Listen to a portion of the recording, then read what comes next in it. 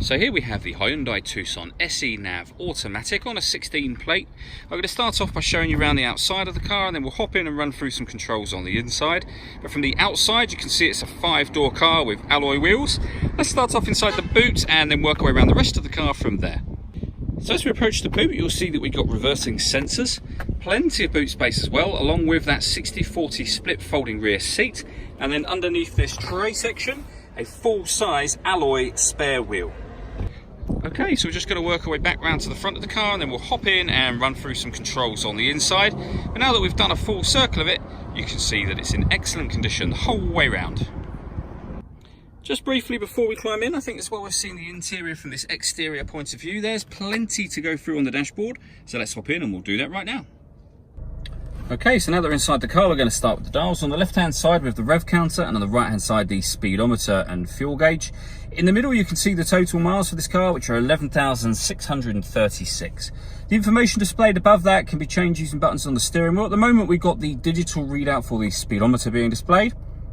But using a button on the steering wheel, as I mentioned, you can go through various different pieces of information, and there's other menus available along the top. So satellite navigation, we've got vehicle systems, audio, your service intervals, and then user settings, and then back round to the fuel economy and satellite navigation again. And the buttons I was using to do that are these ones on the right hand side just here. On the left hand side of the steering wheel, we've got stereo controls and the ability to answer and end phone calls. That is, of course, once you've paired up the phone, and that is done on the central touchscreen just here. So amongst other things that you can do, obviously we're on the radio at the moment. This car's got DAB, AM and FM radio. If you want to listen to your own music, you can do. Hit the media button. Nothing is connected at the moment, but you can connect up an auxiliary device, a USB device, and you can stream music wirelessly via Bluetooth audio as well. You pair your phone with this button just here. The car's got satellite navigation. There's a full video showing how that works on both our website and on our Facebook page, and we have a full colour reversing camera as well, with guidelines showing you what direction the car is headed in relation to the image that you see on the screen.